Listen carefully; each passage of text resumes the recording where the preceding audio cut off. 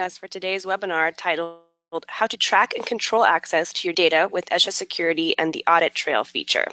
This should be a very useful webinar in terms of working on your documentation practices and processes so you all can be A+ Genesis users. Today, during this webinar, we'll cover two main topics. The first will be the Audit Trail feature, available in both Genesis and Food Processor. Ben will lead us through the technical side of things, and I will hopefully give you some great tips and best practices to think about when using audit trails. We'll then explore one of our ESHA's separate utilities, ESHA Security. We'll give an overview of the program for those that are new to it, show you some use cases, as well as how to enable this feature. Ben will talk through sort of the technical side of that. We have upcoming webinars as always. We love when all of our customers attend.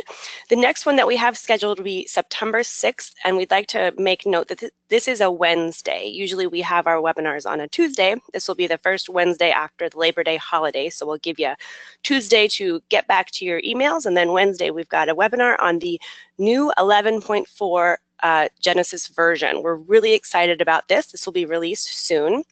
Some of the things that we're excited to show you would be the ability to attach documents to Genesis, such as ingredient specifications. And we're going to be implementing some of the draft guidance on the rounding rules, as well as the updated nutrient content claims. And last but not least, the much anticipated add-on module for linking trace gains data to Genesis R&D. Really excited about that one. Then just 2 weeks later, on September 19th, we'll focus on ways to share data internally and externally with ESHA workflow tools. We will cover various options for importing and exporting your ingredients, recipes, reports, labels, as well as the benefits of each of these options. As a reminder, this webinar will be recorded and we'll be giving you that recording in a follow-up. Please feel free to ask us questions along the way. We have staff waiting to answer any questions that come up that you may have. You can use your GoToWebinar control panel to chat a question to our staff. Now we'll get into audit trails. So let's talk about why you might use audit trails. You can track changes to your recipes and ingredients, ensure communication with your teammates if multiple people are working in the same recipe or ingredient. You can sort of leave notes for each other. This allows you to maintain a record of the changes as they occur. It really encourages users to practice good documentation skills. So every time I go in and save something, it's going to encourage me to put a comment or a note in, which is just great practice. It's easy to turn on and convenient to use. You can make this part of your record-keeping practice to fulfill documentation requirements outlined in the CFR. And third-party certifications like SQF require that changes are documented throughout the R&D process, and audit trails can help you with that. Let's talk about best practices when using audit trails. So enter a descriptive comment every time you save an ingredient or recipe. Genesis will track the date, the time, and the user of the save. So you can see here that on August 11th, 2017, at 2:31 p.m., myself, entered a note and said entered recipe into Genesis. So I'm putting in my comment after I'm saving it, and Genesis will again track the date and the time and which user is doing the save, and then it will allow me to put in that comment or note. Secondly, oftentimes when we're working on label projects, we'll encounter a topic that needs further clarification. So I would encourage you to put those types of questions and notes in the audit trail. Here I have included, I have reached out to the supplier, Adams Apples, to request confirmation on the allergens. So once I get the follow-up answer, I will then put in an additional note, letting my teammates and myself know that that question has then been answered.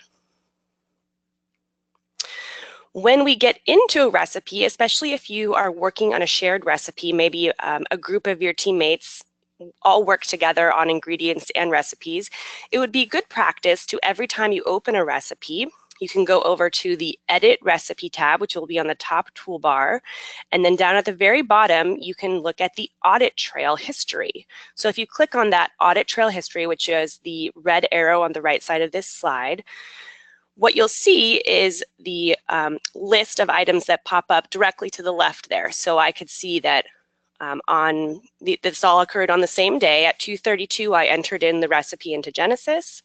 At 2:38, I said that I had reached out to the supplier, Adams Apples, to request confirmation on the allergens. And then at 2:47, Ben, my teammate, had gone in and put a note saying that Adams Apples sent the allergen statement confirming that there are no allergens in the dried apples. So this allows me to see if anything has been updated by a team member. So a good practice to just check those audit trails every time you go into a shared recipe or ingredient. Be consistent in the way you track and comment. So there could be many ways to go about this, but consistency is always a great way to go about things. Get on the same page as your teammates. What are the things that you want to track, and what is the language that you want to use when you're putting the comments in, and be consistent across the board there.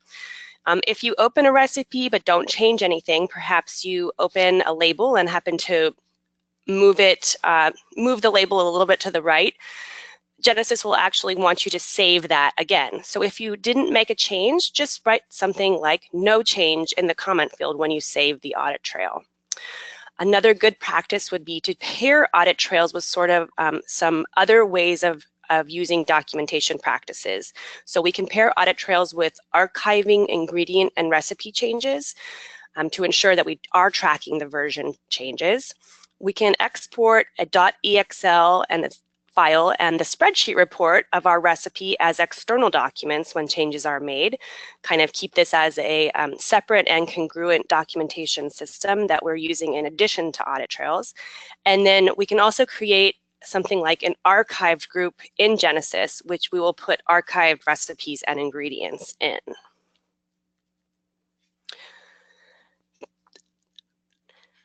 So Ben, can you talk to us a little bit about how to turn on the audit trails? I know that there's a couple different ways depending on how your system is set up. So if you could explain that to us, that would be awesome. Absolutely. So yeah, there are two ways to enable the audit trails features within the Genesis or food processor application. Neither one is actually going to be within the interface of Genesis or the food processor. You can do it either through the database utility application, which is a separate application that gets installed or can optionally be installed whenever you install those applications. Or the other option, especially if you have your own SQL Server engine, which if you're not sure what that means, you can certainly ask your IT team or our technical support team can help out. If you have your own SQL engine, then you can use SQL Server Management Studio. You run a script on that and it'll change that, turn on that function. Within Database Utility, you can go to the Users tab. And actually, I think I have a screenshot of that here. Let me open up, search for audit here. Let's go. To search for to enable the audit trails inside of ABSTL, you go to the Users tab, and then you can click Enable Audit Trails to turn that on. Do note one major piece here is you do have to make sure that all users are logged out of the Genesis or food processor application before you actually enable that. If a user has the application open, and then you enable the audit trails and then they close the application, we'll actually revert those changes and turn it back off. The other option I mentioned before is using SQL Server Management Studio, and we have a script that's actually shown here to change the preference value basically from a 0 to a 1, turning that value on. Same idea before. If you have a user in the application, make sure that they're logged out before you try to turn that on.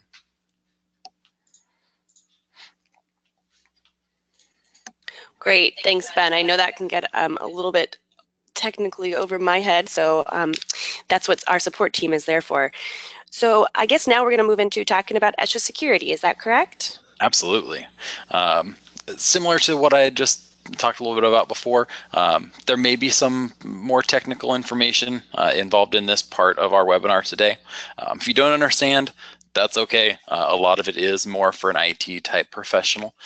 Not that the information isn't useful for normal users, but some of the things specifically for enabling things like that, you may want to have your IT person help, or of course our technical support team is always here to help. ESHA Security is a utility, so it is a separate application It's not embedded inside of Genesis. You can't find it by opening that program. You have to install ESHA Security and then run that from your desktop instead of running food processor or Genesis. So know that difference, same as ESHA Port, our import-export tool. But ESHA Security is a utility that can be used to establish rights for different users. So user profiles can be set up and then granted different permissions, read-only access, full access, or deny access to specific items. These roles are managed by the groups inside of the application. So groups, if you go to open a recipe, edit recipe, and then the groups tab, those groups you will see inside of ESHA Security, and we'll see that in a moment as I get into the actual ESHA Security program.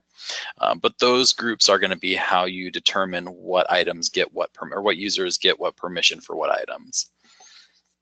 And a good example, a good use case of ESHA Security is if you have a couple of different departments, say marketing and regulatory and an R&D department, you want to have maybe marketing has read-only access to just your finished recipes. That way they can open a recipe and export the nutrition label out of it, but you don't want them to be able to change a recipe or remove ingredients, things like that.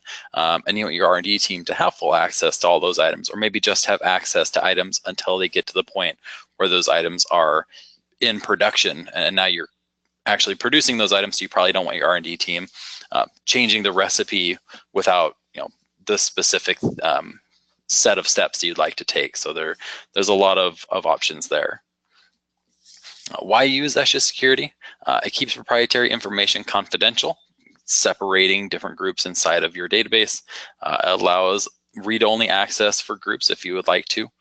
It works seamlessly with the Genesis and food processor applications, so it's not limited to just one or the other. Either one can use it.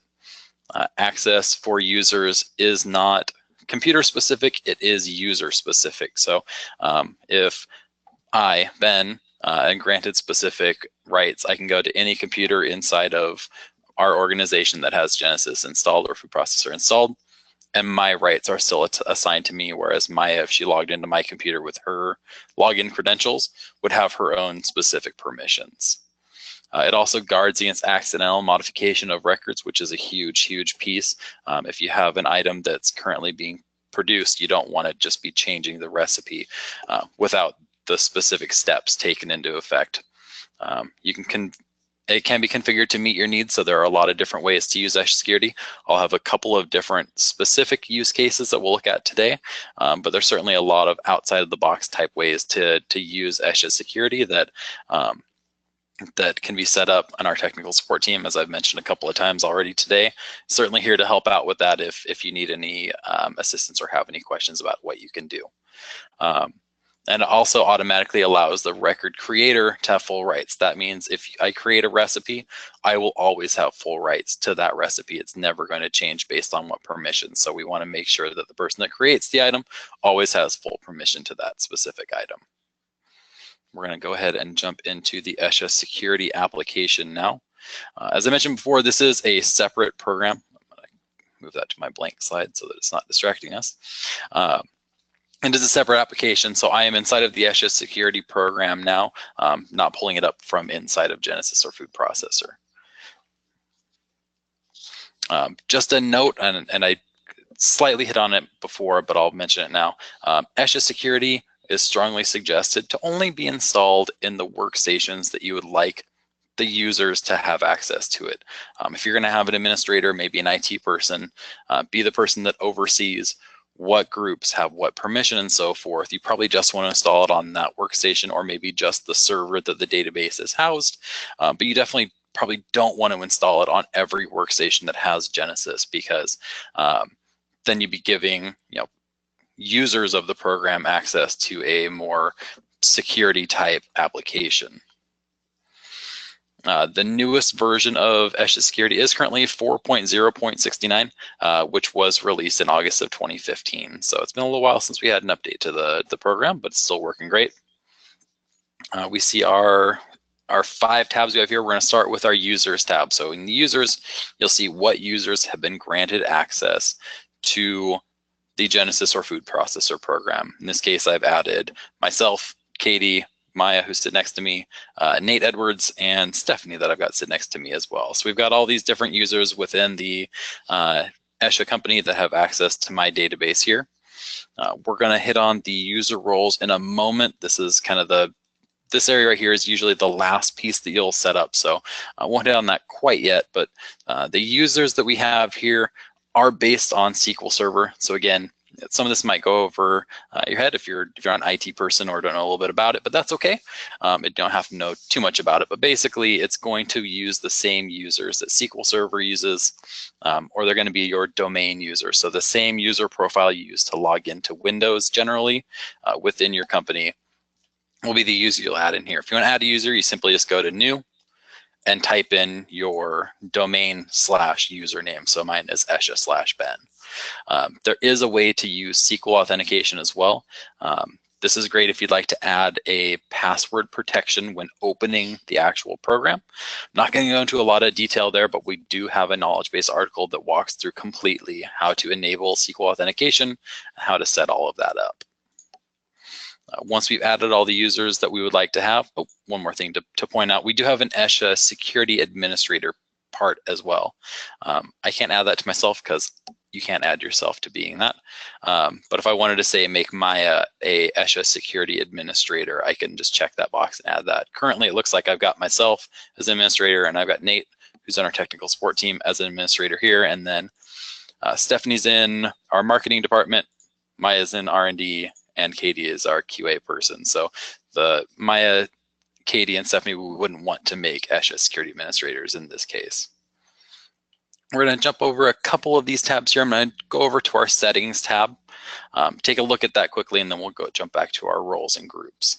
The settings area has a couple of different pieces here. The current database is just what database we're pointing to. Gen data is the Genesis database. ESHA data is for the food processor. So you'll want to make sure that you select the correct database for your application. This shows the version of ESHA Security that you currently have installed. Like I mentioned before, 4.0.69 is the newest version available. Here we have probably one of the more important pieces of this page, which is the default access permissions. This is going to determine what access permissions are granted to users if nothing else is granted. And we'll see that in a moment. It might not make a lot of sense before we look at roles and groups, but that's okay. But basically, if you don't specify that a specific group has read-only access or deny access, this is the rights that you will be given. So if we want to do full access to anything that's not specified, great. A lot of people choose to do deny access as well, just so that if you're not specifically being granted access, then you're being denied access automatically. And then we have this checkbox here that's enable security, and that would mean if ESHA security is actually working in your database or not. If you have that box unchecked, no matter what we do inside of ESHA security, what roles we add, what users we add, none of that will be taken into account when actually using the program. None of the security will be in place. I'm going to go ahead and go into our groups tab now. We'll hit half of this area, and then we'll come back for the default groups in a moment. But the groups area here, I'll just point out, I know we've talked a lot about groups in our past webinars, if anyone else here has been for those, but groups are certainly a great way to organize, separate, and tag items inside of Genesis or the food processor. These are going to be the exact same groups that you see when you open the program. So if you go into a recipe, edit recipe in groups, these are the groups that will be there. I've added quite a few groups personally for my own database, but we see here we've got the ESHA Research Database, Canadian Nutrient File. So a lot of the pre-built ones has been noted probably a few times before, but any of the ones written in blue here are user-created groups. So they're ones that are specific just for my personal database. And any ones written in black are ESHA provided, so they're defaults inside of the program. I've got two specific folders of groups that I've created for this demonstration, which are our two use cases that are probably the most common uses, and that would be what stage of development your item is in, if your recipe is in development, or if it's waiting for a QA person to okay it, or if the item is actually in production and being manufactured, or if it's retired. So those are my 4 stages that I've created here. And then we have the different facilities inside of our company. So say we have 4 different facilities, all of them are going to have different items that are produced north, south, east, and west. We're going to jump over into our roles and permissions tab now that we've looked at groups. And if you want to create new groups in here, you certainly can. Let's click on new, and it brings up the same window you would normally see inside of Genesis. Just name the group or folder and hit OK, and it'll create a new one. Going over into our roles and permissions, roles are going to be a way really to link up between the users that we've looked at, the people that are using the program, and the groups that ingredients and recipes are being tied to. So with roles, we can create a role, and I know I've named them all the same, but these are not actually groups. So we have our marketing role, and so in this case, marketing, if we go over into our database groups here, you can see all of the groups inside of our application, and now we can start assigning permissions to these roles. So our marketing group, I've already pre-built, has a few set up here. Looking at the different options for permission, I mentioned before we have deny access, we have read only, and we have full access. So that's going to be these three buttons up top: deny, read only, and full access. Let me explain a little bit about exactly what those mean. So full access is fairly self-explanatory. If you don't have ESHA Security, full access is what you're going to have for everything. You can open an item, you can save it, you can edit it, you can save as, you can export data, anything, you can delete it, anything that you could possibly have to be able to do. Read-only access, you can open this item. If it's an ingredient, you can open a recipe and add that item, even if you just have read-only access to it, to a recipe that you're creating. But you don't have the ability to save that item. So if I open up an ingredient that I have read-only access to, I can't change the nutritional numbers because I won't be able to hit save. One thing that you can do, though, that's a very, very important piece to know is that if you have read-only access, you can choose save as. So if, especially for marketing, this is something that has been asked for a few times, or people weren't sure if they were able to do this. If you have a marketing person that wants to be able to do some maybe what if scenarios, if they change an ingredient to see where the nutritional numbers go and so forth. If you wanted to create a copy of an existing recipe, maybe that's in production, to see how you can change it, open up that recipe, make your changes, hit save as, and you're going to create a copy of that recipe. So you haven't adjusted the recipe that you've opened, it's still as it was because you only had read-only access. You can't save it. But you've now made a copy of that item that you do have full access to, that you can modify, you can adjust. So there are the certain pieces there that you can do. And then deny access means you can't find that item, you can't open that item. If you're denied access to an ingredient or recipe, if you search for that item, it's not going to come up in searches. If you try to open that item, which you shouldn't be able to ever, it'll say you don't have access to this item. One fairly major note for this is permissions don't roll up, meaning if you have denied access to an ingredient and that ingredient is a component of a recipe that you have read-only access to, you can still open that recipe that you have read-only access to. So you'll still be able to see maybe the nutritional numbers of an ingredient, even if you're denied access to it, if that's the case. Generally, I think a lot of the times, if you're denied access to an ingredient, you're probably going to be denied access to the recipes that are made in it. It's usually more of a company-specific kind of thing that you'll want to separate amongst yourselves. But if there is a case where this does happen, if you right-click on the ingredient inside of a recipe and try to preview it or open it, it'll still say that you're denied access. So you can only adjust that recipe or only view that recipe that you're in. You still won't be able to open that ingredient in any way, shape, or form. So there is that, but just note that there is still that possibility that a user that's denied access maybe can still see a little bit of that item at the very least, if they have access to it in that way. And now as I mentioned before, we've got our roles here. For marketing, I've denied access to in development, I've denied access to retired, and I've denied access to waiting for QA, because as for a marketing person, you don't want them to be able to see the recipes maybe that we're doing here. We just want to be able to see the recipes that we have in production and not even give them full access to those, read-only access. That way they can open that item, they can view reports, they can view the label, they can extract those items, they can export a label out, maybe into Adobe Illustrator to create finished packaging or whatever they want to do. But they don't have the ability to adjust those recipes. Go over into our R&D person, kind of similar. They have full access to items that are in development. They should be able to modify those, save, adjust. But as soon as a recipe goes into maybe waiting for QA, so it's done being developed, it's now waiting for a QA person to look it over.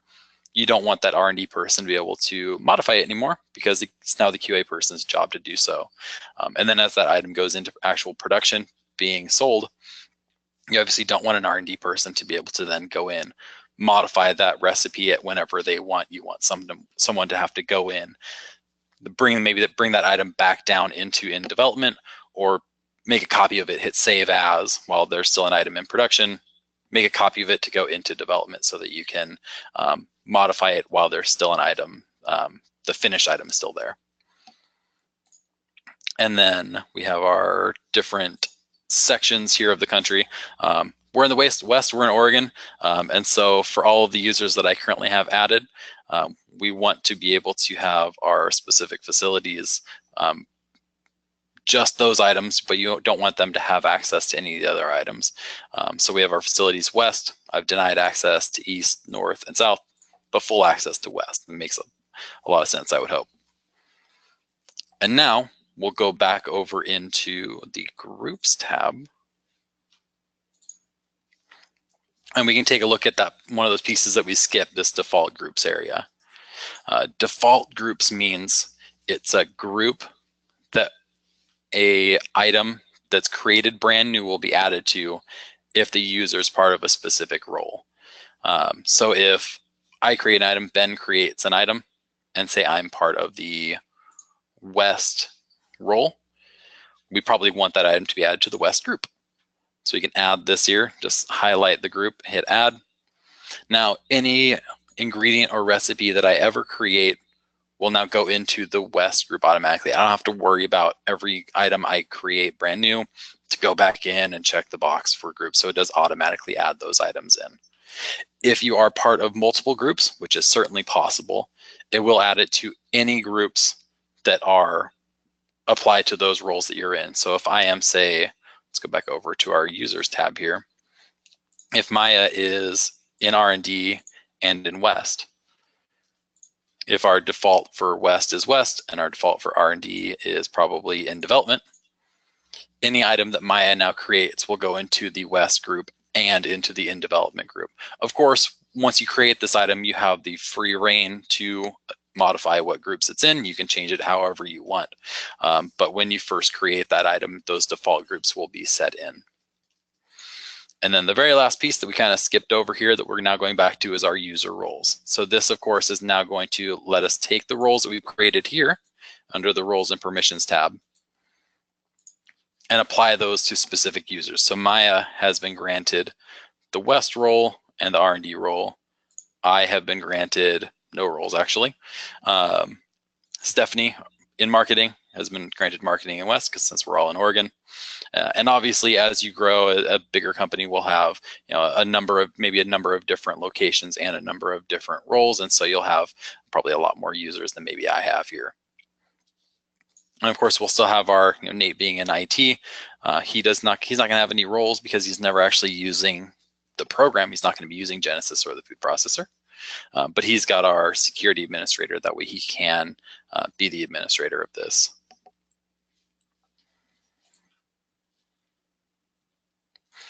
And then our last piece, our last tab that I haven't hit on quite yet, we have our test access. What this allows us to do is basically make sure things are working. We can search for items inside of our database. I've actually already done this. And so we have Maya here as the user that I'm wanting to test. I searched for sample just to find a few ingredients in my database. So I've got my sample fruit salad recipe that comes default in every database for Genesis and the food processor. This item belongs to these groups. So it's sample fruit salad is part of company B, company C, and in production. That's the three groups that I've added them to. Go over back into our groups tab. We've got in development or in production, and we've got created a couple other groups here. And if we then go up to this area here, it says users access this item is read-only. So Maya has read-only access to items that are in production because she's our R&D person.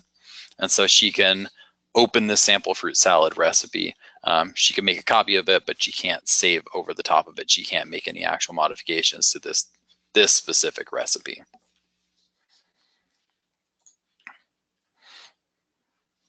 All right, and I'll go back over to Maya here, and she's going to let you know about some of our training options. Thank you, Ben. That was a very detailed explanation of ESHA Security, the different user roles and important things to keep in mind when using or thinking about implementing ESHA Security in your organization. So thanks. For all of you listeners out there, if you think continuing to learn more about Genesis and food regulations would benefit you and your company, we have a list up here, which is the 5 remaining general trainings that we have set up for the year. So we have 2 coming up in Lombard, Illinois. The first will be a professional training at the end of August.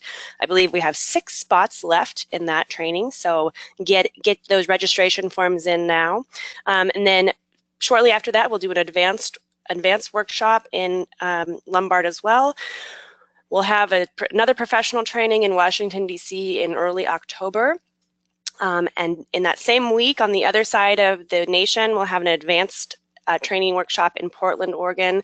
And then our last scheduled training for the year is professional training in Anaheim in early December. So if you have any questions or want some more information, please feel free to call the number you see on this slide or email training@esha.com. And I think right now we will go into, we just have a couple questions, Ben. You did such a great job. We have a little bit of time, so we're going to go ahead with, can you see what users are currently logged into Genesis through ESHA Security, and who can see that? Absolutely. So any user that has access to the ESHA Security application, being anyone that can open the program, can take a look and see what users have currently logged into your Genesis or food processor applications. That's going to be under the settings tab that we see here, and then under active users. I don't have anyone because my database is just on my personal computer and I don't have Genesis open currently. But anyone that would be logged into that application will be shown right here. Okay, perfect. So you could kind of keep track of who's working and who's in there, which is great. Absolutely. And then last question before we close up here. Let's see, I didn't see how you created a group. Can you show us how to do that again? It seems like that's a pretty important feature of using the ESHA Security. Absolutely. So if we go back into our groups tab under ESHA Security, we can create groups and folders. So you can create folders, which is what a group will go into. Right into the groups tab by, if you highlight where you'd like to add it to, if I want to add it to my database tab, hit new, I'll say test folder. Oops. And it'll create that item within the database. And of course, for groups, you can also add those directly within Genesis or food processor as well by going to the databases tab and then choosing modify. So you can create groups either within ESHA Security or within Genesis or the food processor. Great, very good to know. All right, well, thank you so much for joining us. As a reminder, we'll be sending out this recorded webinar, and any questions that we didn't get to, we will also be following up with you. Thanks so much for joining us, and have a great day.